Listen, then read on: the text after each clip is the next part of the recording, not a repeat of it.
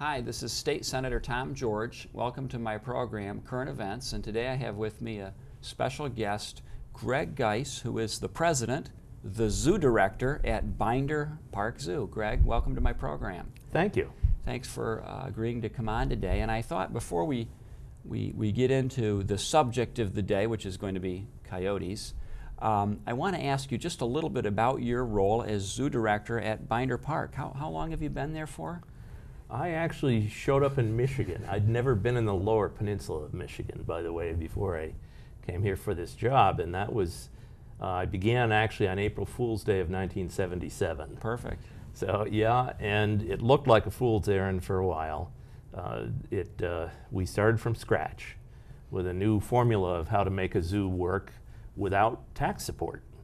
And we have subsequently found that that is doable. It's very tough, but I think we've been successful, and we certainly have a very successful facility with lots of programs and whatnot. So I arrived here with a master's degree in animal behavior.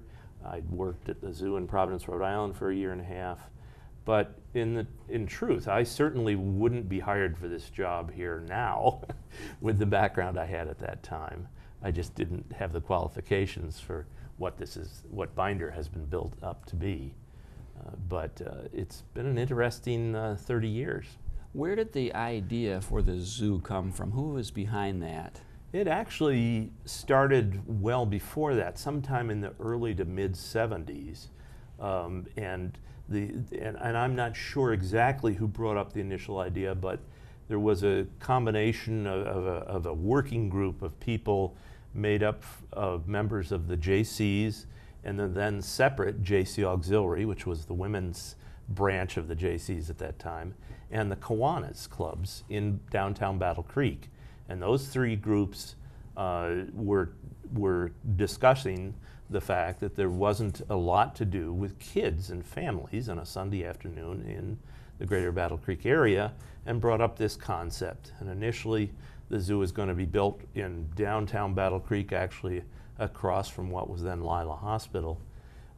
And fortunately, the city commission decided that that wasn't the right thing to do. And then I think they subsequently went on with great good knowledge, government doing the right thing, and decided that the city really couldn't afford to do a zoo. And very small cities like Battle Creek, that is small to support a zoo, really struggle with them and to find the funding. You can see the difference.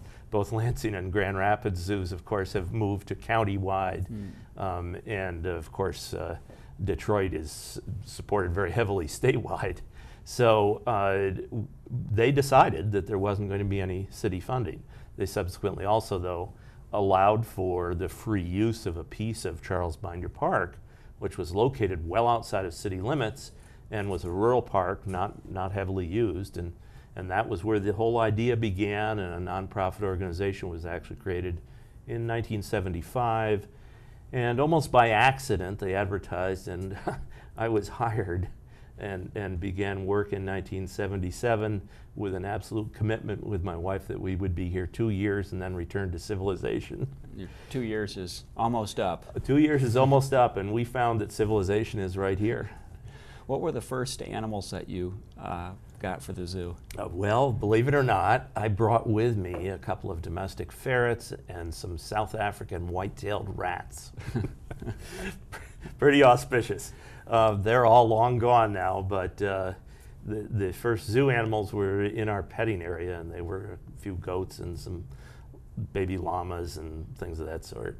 The zoo just seems to keep on growing and growing, and I know many people in the Kalamazoo area would be familiar with it, but let's say they haven't been there in a few years. What would they see that would be new if they haven't been there in the last few years? Well, if they haven't seen Wild Africa, that was a dramatic change that took place now 9 years ago, and that tripled the size of the zoo.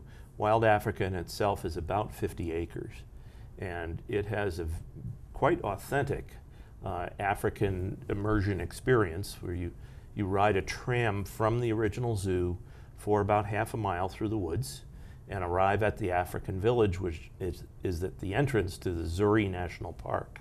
And then you go on safari through Zuri National Park, and among other things, see an 18-acre savanna with, or a bowl with giraffe and about 15 other species out there. There's an opportunity to hand feed giraffe biscuits, and there's monkeys and hunting dogs and all sorts of other things, lots of birds and a lot of other animals that are out in wild Africa. And then you return to the village and take the tram back to the original zoo. The viewing there is really quite spectacular because at several points you're elevated and you're looking out across the savanna or down into it. In the village, you actually look down about 60 feet down into the valley and the whole length of the acreage, and it's with the bowl in the background and the forest. People ask me, where do you send the animals in the wintertime? And I can assure you zoos don't send animals anywhere in the wintertime. We have what's probably the largest zoo animal building in the state behind that hill that is behind, and it's a little longer than a football field and has 50 stalls and holding areas in it.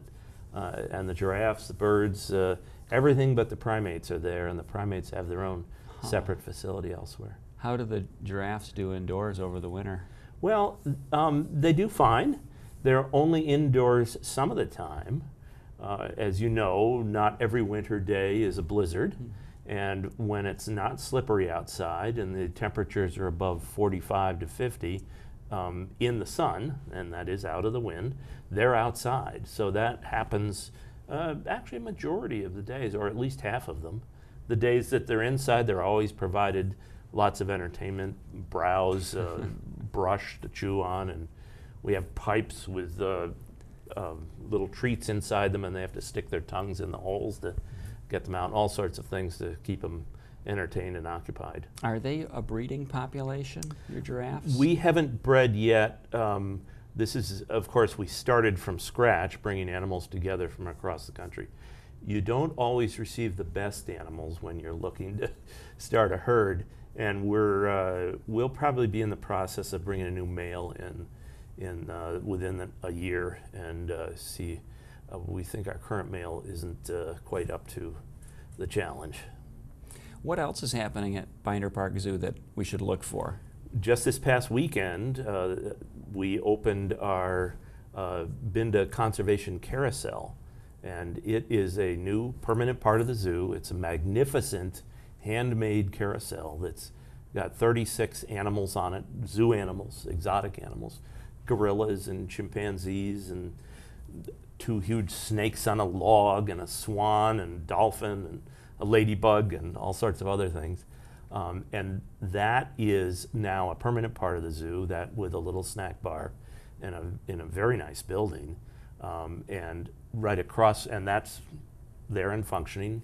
All the money that we receive from that goes toward our conservation programs, both here locally in Michigan, in the United States, and worldwide. In addition to that, across from that, you will see, if you're there, that the trees, we've taken some trees out and we're about to start work on a new amphitheater.